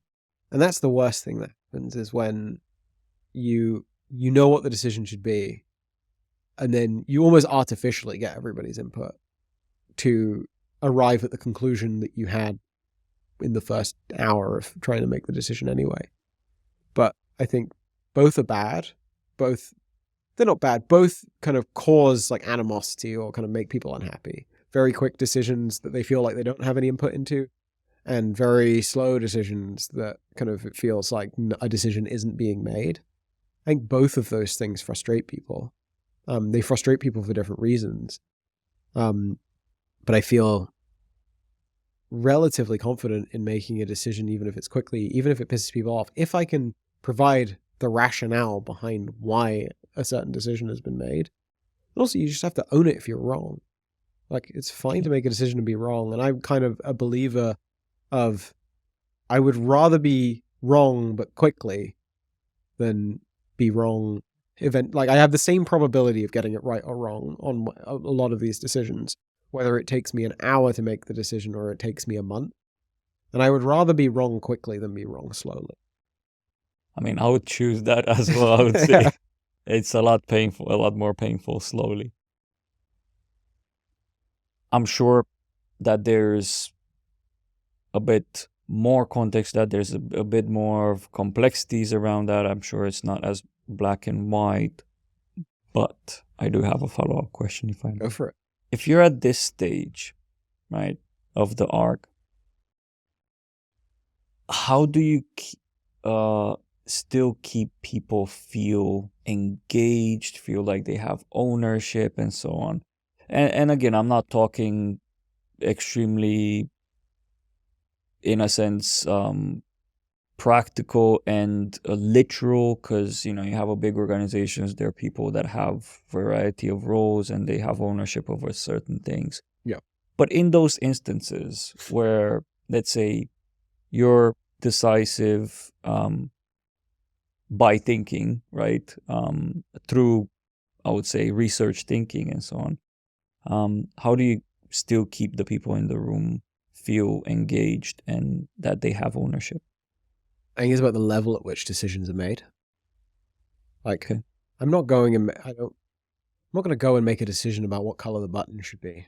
I'm not going to go and make a decision about which fields should be in the report. But the big things, like the big things, like, should we go in this direction? Should we invest this money in this campaign? Should we do sort of whatever? Should we experiment with this new product initiative? Like, the things that are go, no-go decisions, or that are kind of, they're bigger than just one person. Yeah. I think those things, it's about making the decision quickly with as much information as you need in order to make the decision, and then being able to articulate why the decision was made. But give the people who actually have to go and execute the decision the autonomy to be able to execute on that decision in a way that they feel like is the best way. Right. Which will result in 100 other smaller decisions that need to be made. Yeah. So it's interpreting those initial decisions into and translating it into everyone's individual's role. Yeah. It's the same thing with like articulating, and it's the same thing about being bought in. It's about like, if I make a decision about strategy or product vision or whatever it is, and it might be something really big. It might be, we're going to, like, Paddle's worked historically with Saas companies, and we're going to go and do it for people who are making music. We're probably not going to, but like, say that was a strategic decision that I made. I wouldn't then follow that up with, and here is how we're going to go and do it for people making music. There's the product we're going to build, and here are the features, and here is all this stuff. It would be I've made the decision that we need to go from software into music because of these things that we're seeing, because the market is really great for this, and there's this need, and it's underserved in this way, and here is the opportunity, and this is really big for us, and this is the investment that we're going to make in that. Like, and then sure, I might have some opinions of like, and I think it should do X and Y, but I'm not going to go and say like, and it needs to work in this way, and I've done these 9 sketches, and here is a mock-up of what it should look like, and here's the go-to-market plan and things like this. Like, I think that's the thing where people get really disheartened about having any sort of ownership over a mission or a vision, or having agency in the role that they play, is when you try and, that's not being decisive, it's being prescriptive. And the goal is not to be prescriptive. It's not to tell them how to do their job. Yeah, how to do their jobs. It's to hopefully point them when doing their jobs in the direction that is serving of a bigger goal. And I think that's the important thing. And that's sort of, unfortunately, like, it's the thing that you see when someone says you need to be more decisive. Like, there's a lot of comfort that comes from being decisive on the little things. Yeah. Like, and that's where people get stuck, and that's where people, I think, end up frustrating the people that they work with is because they think being decisive means saying that button needs rounded corners, not square ones. And then somebody's like, "You're not a designer. I'm a designer. Let me design." So yeah, I think it's sort of, it's like pick the battles that matter. Yeah, I think why a lot of people do that, and I've been guilty of doing that. Oh, I've certainly been guilty You of know, doing it. it's saying people, basically deciding on the trajectory and also telling people how to get there. I think it's, you feel a lot of responsibility for taking that decision, and you feel like you need the control in that sense. In a way, the reason why you need the control is because you want to ensure that what you choose as the direction is the right direction. Yeah. So you want to guide as much as possible on how people should do their job, just in order to make sure that that's successful. Yeah. But ironically, you end up doing the exact opposite. Yeah. Because the direction that you've set may be directionally correct, but you're probably not close enough to any of the individual details of the execution of that in order to make good decisions about how to get there. And if you built a good team, they are probably better than you at making those decisions, execution decisions on how to get there. And you make it less likely to be successful by micromanaging the details than making it more likely to be successful, which is when you kind of empower the people who you've hired to do those very things. So, paddle for musicians coming soon. Yes. You heard it here first. What pops into your mind when you think of the most challenging period for you? For you as a founder, as a CEO? There have been a few. I would say it was really like 5 or 6 years ago, where we were like one of these companies that was doing really well. We tripled revenue every year for however many years, and we were still doing well. And we were trying to hire people so quickly. We went from 20 people to 150 people in like 12 months. And I think that, like, through trying to do that and doing it so quickly, like, we lost a number of things that made Paddle a special place to work. Like, sort of, like, we stopped caring about the things that matter. Like, we stopped caring about building really great products and polishing them, and sort of, we lost our way a little bit. And I think that's both difficult from the perspective of like, it's just a hard environment to be in every day when people aren't very happy. But it's also hard from the lens of, like, you realize it's no one else's fault than your own. Like, you've caused the problem. Like, you decided to hire 130 people in 12 months. Like, kind of, like, and you realize that probably wasn't necessarily the best thing to do, or the kind of the most sustainable thing to do, or the thing that ensured that we were getting the right people in the business. And we got to a point where, I think, kind of with that, where we were biasing towards, like, how do you fill a seat rather than how do you fill it with the right person. Like, kind of, we spent more time, because the business was growing so quick, revenue-wise, we spent more time talking about hiring targets by, like, numbers of people that we needed to have in the business by a certain point than we were speaking about almost anything else. And when I look back on it, that was definitely like it's strange because, like, from an external perspective, it looks like the most exciting moment in the company's history of, like, numbers is everything for the public eye. Exactly. It's like going from 20 to 100 and whatever people in such a short period of time, and quadrupling revenue and winning all of these great accounts and things like this. Externally, I think we raised some money around the same time as well. And externally, it looks so great. And internally, it was chaos. And it was chaos because sort of it felt like it felt unmanageable. Mm-hmm. Like, it felt like we were losing stuff every day. And it was also chaos because it simultaneously felt like you're just failing at everything. Oh, we're not able to hire the right people. Or, like, when we are hiring the right people, they suck. Like, you kind of, Like they suck. They suck not because they're bad. It's because we did a bad job. Infrastructure of onboarding and stuff. Like we did a bad job at hiring them. We did a bad job at onboarding them. Like we did a bad job at we like missold the role to them because they thought it was something else when they were joining because we were just doing it so quickly. So that was probably like the darkest sort of moment for me in running the company. And it's also one of the strange things because it's like the darkest moment in actuality sort of, but at the time also it's like you're running so quickly that you don't even know that it's bad. Like you know that you're dealing with 105 different things that are on fire and not working. But you don't even know that you're that unhappy.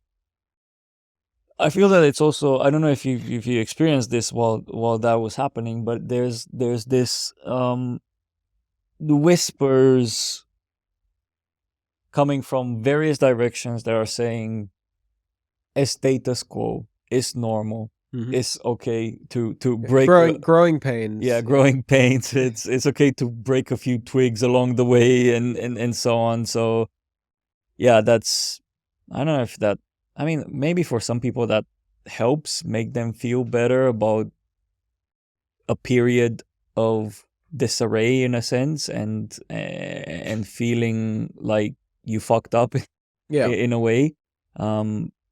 It never does for me. But for me, it doesn't. And I think as well, it's one of those things where, like, looking back on it, I don't know whose decision it was to do. It was obviously my decision to actually go and do it. But like the influence of the decision definitely wasn't like, Christian thinks it's a great idea that we go and hire 100 people. It was, well, this investor told us this thing, or this board member said X, and then like, the sales team isn't large enough to do Y. And then it was like all of these factors sort of wrapped up together in kind of the rationale behind doing this. But there wasn't really it was one of those situations where it's like all of these people told us to do X, and then we had all these problems that needed fixing, and the obvious solution when you have money and are growing really quickly to fix a problem is to throw a person. And the solution to every problem became, let's hire someone. And the only thing that does is create more problems. Oh, yeah. And it's sort of, and I think we're in a much better position now where it's sort of the default solution to any problem is not to hire a person to fix the problem. It's to deeply understand the problem and try and fix it ourselves first, so that we have a really good understanding of, if we were going to hire a person to own this, who do we need? Like, what do they need to be able to do? Yeah. And it's sort of like, you need to hire people to fix problems you understand, not hire people to help you understand the problem you need to fix. And we were doing a lot of the latter. We were like, we don't know how to scale X, so we're going to hire somebody who knows how to do it, rather than us knowing how to do it and then finding the person who can go and do it. At times, also, there's a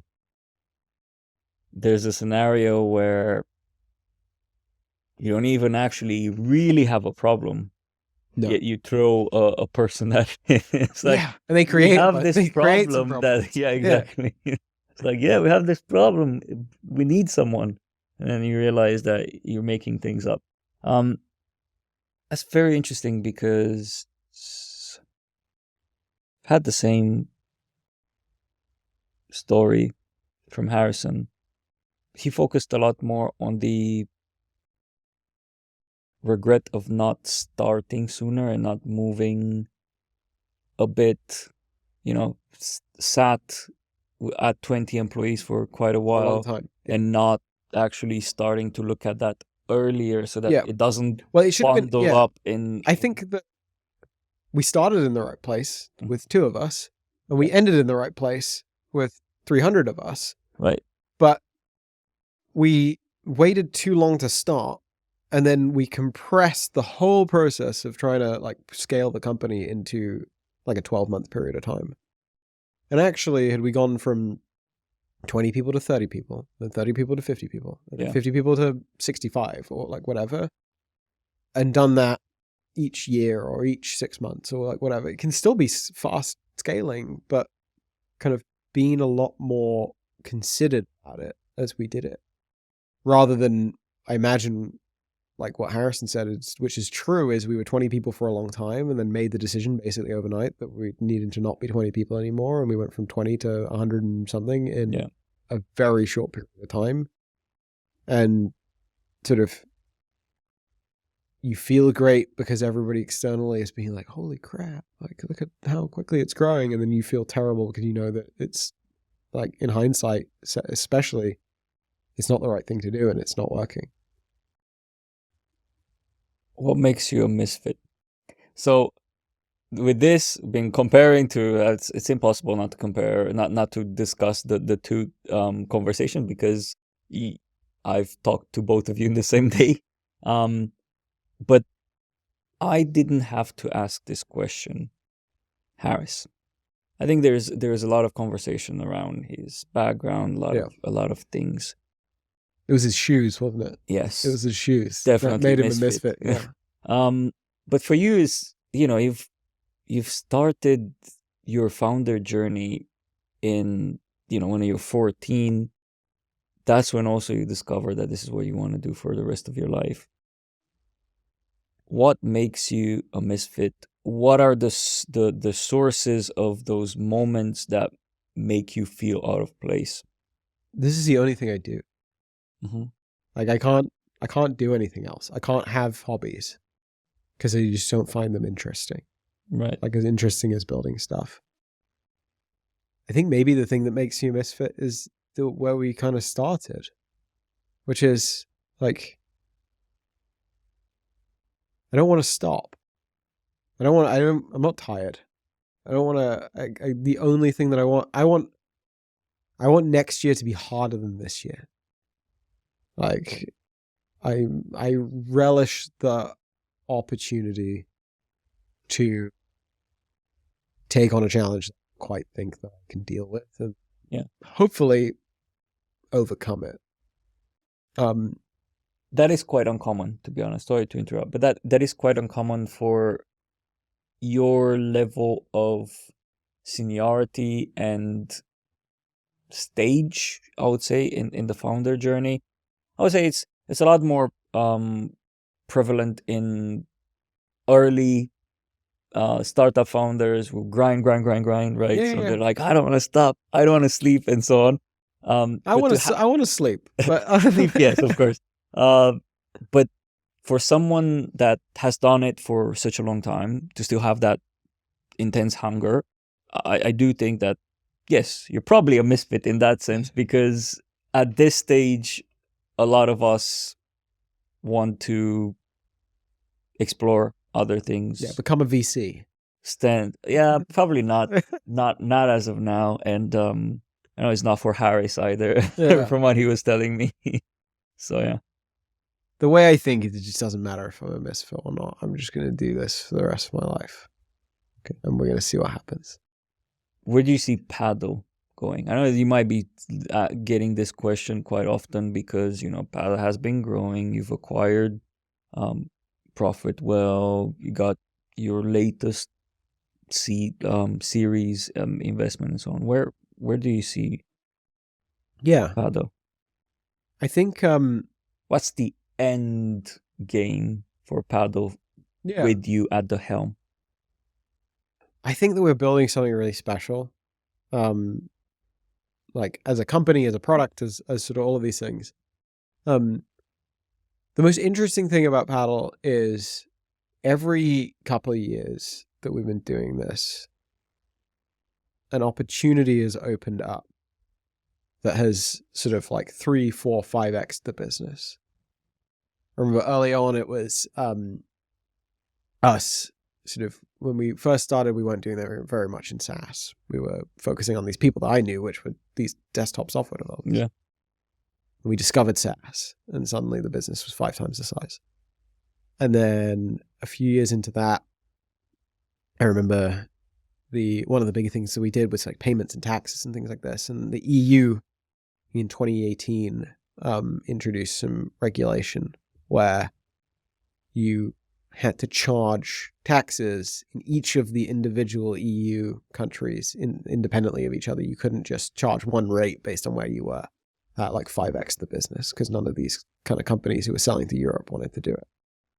And then in, I think, 2019, 2020, there was a court case in the US between Wayfair, the company that sort of, I don't even know what they sell, like furniture and stuff, and the state of South Dakota.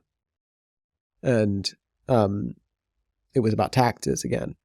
And it sort of, basically it made, it used to be that in order to pay sales tax in a given state in the US, you had to have like a warehouse or employees or something, and that would give you a nexus in the state, and then you'd be responsible for paying sales tax. And Right.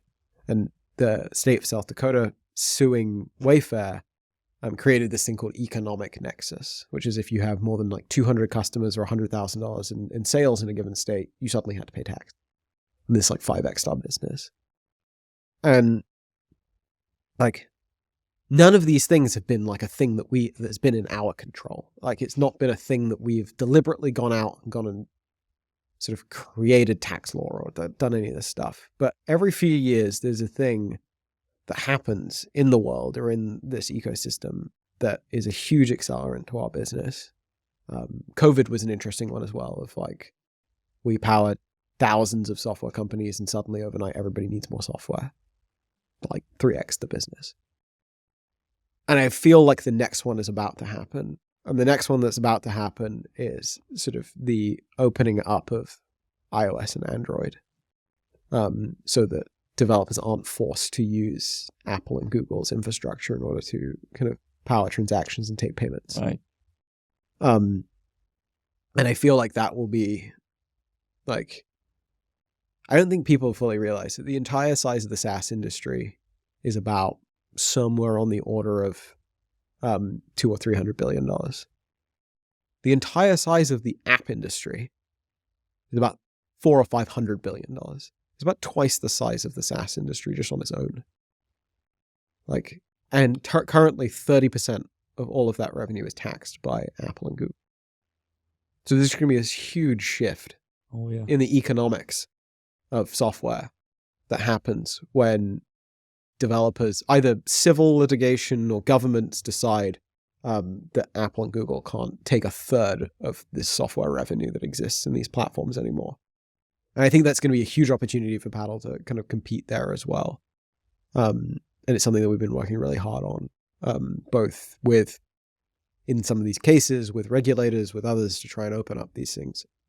So I think that presents sort of the next like 5x opportunity for Paddle, which is really interesting. It's why we do what we do, and it's incredibly exciting for us. But I think with that, back to the like original question, I think the Paddle of the future hopefully looks like one where we are a material part of powering the majority of software companies that exist in the world. It's certainly all this back office stuff that they don't want to deal with. And I think with that, we can be an independent, large, one-day public company and hopefully we can be a success story out of Europe. Sort of so many companies in Europe sort of sell to a company in the US somewhere along their journey, and they cap out at like $1, $2, $3 billion in value, and sort of, that's obviously great, like for everyone involved, but like there hasn't really been a company greater than $100 billion in value that's been started in Europe. In maybe there's like Adyen, a couple of others, Spotify. There's never been $1 trillion company out of Europe.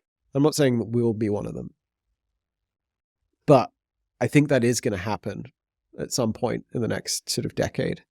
And I think it's exciting to think about Paddle being part of the infrastructure that powers whatever that company is. And I think that as we continue to do that, I think there's an opportunity for ourselves to build a really big business and hopefully be a great success story coming out of Europe. And I think we're all just focused on that and how we help as many SaaS and software businesses in the world as we possibly can, for as long as we can. It sounds like that. And it sounds like a very, in a sense, not so far-fetched or idealistic goal. um, very well might happen that Google and Apple are forced to open their doors, because it is a huge monopoly. Mm-hmm. And when you look at all of the cases in the past of monopolies, which oddly enough seems like these two companies have been involved quite a lot. Throw in Microsoft every now and then. Yeah, but Microsoft as well. It does seem like that's a pretty realistic plan, and Paddle will be there to help app vendors and companies do this a bit better, maybe. You can just give them choice. Exactly.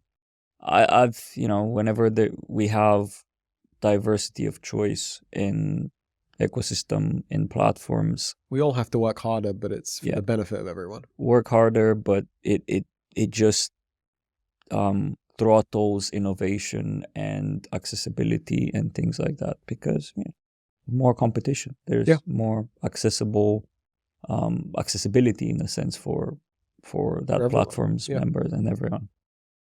Well, that's brilliant. Looking forward to see Paddle in the next decade then. We'll see what happens, yeah. Yes. I'll close off with the soon-to-be famous 3 questions from Misfit founders. I can't claim them to be famous yet. One is, what's a quote that you live by or you like? I've said this live by, and someone told me, I don't live by any quote. Yeah. I don't know I live by any quote, but there's like a Steve Jobs quote from, I think, like the commencement speech that he did at like Stanford. I'm gonna butcher it. But it was something along the lines of like, if there are too many days in a row where I kind of like stand and look at myself in the mirror and I'm not happy with like what I'm doing, or I feel like I'm like lost, then I know I need to change something. It's kind of the same. We were having this conversation earlier, but it's kind of the same way that I approach kind of being a founder is sort of like, there are too many days in a row where I'm not enjoying the things that are on my calendar. I'm spending too much time doing things that I'm not very good at. Then I know that I need to change something. So that's probably the one. But we can get the actual Steve Jobs quote, and I think he said it much better than that. So put it on the screen. Yeah. Second, what's a book that impacted your life, be it personal life or professional? I think my favorite like business sort of book, I don't read that much, but I don't read that many books. I don't read any fiction.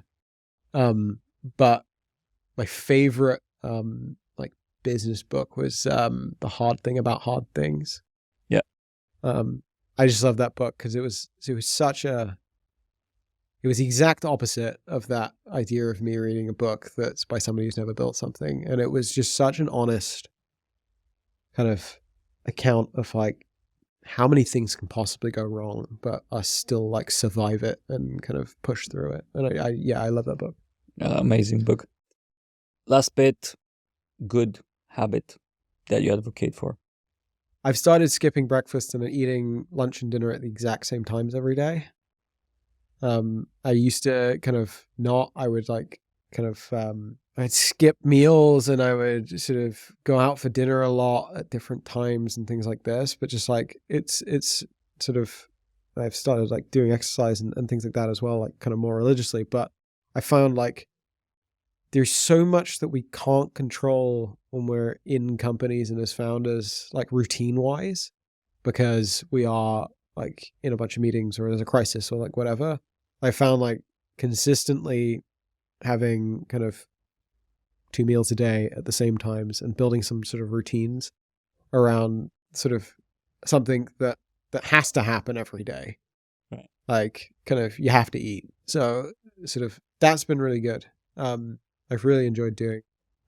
Used to be that I would like eat whatever I could at my desk at lunchtime, but actually sort of making sure I take like 45 minutes out to go and sit at a table and eat something and then go back to work afterwards and then not eat dinner at a desk or whatever it is.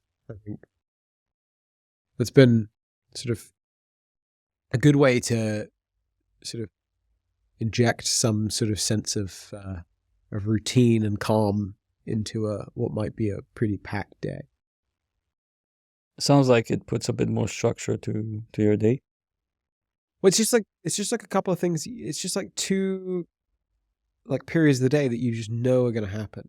Yeah. Like it's something that you can kind of rely on. And it's kind of like, I know whatever else happens, I know I'm going to have this break around lunchtime, and I know I'm going to spend 45 minutes not at a computer, not on my phone, just sort of having something to eat and having a coffee and sort of just like a moment of like peace in what might be a chaotic day. And rather than it be like, I'm going to make sure I walk around for 10 minutes every hour, I'm going to look away from my screen every 20 minutes, or I'm going to sort of spend an hour in bed reading before I go to sleep, or like, it's like, I find just having these non-negotiable things, like I'm going to eat lunch and I'm going to eat dinner, I'm going to eat throughout the day. So adding some structure to a thing that I know is going to happen, I think is a good sort of springboard for then adding habits or other things. Like it's a good, easy to control one. So that's been good for me. I think has made me more productive overall. Amazing. Well, thank you so much for joining. Thank today. you. It's quite late in the day, so I hope you didn't find this too grueling or grilling in a sense. No, it's been great. You've experienced our studio that has no windows. And no lights except for the no lights, no windows, and we're not allowed to have the air conditioning on because it makes too much noise. So yeah. Well, it's been fun. Yeah, thank you so much for putting up with all of this for what, an hour and a half. Yeah. Looking forward to see where you and your team take Paddle, and I'm waiting for that. Before 10 years, being one of the main players in the marketplaces, on the app marketplaces as well. We will see how it goes.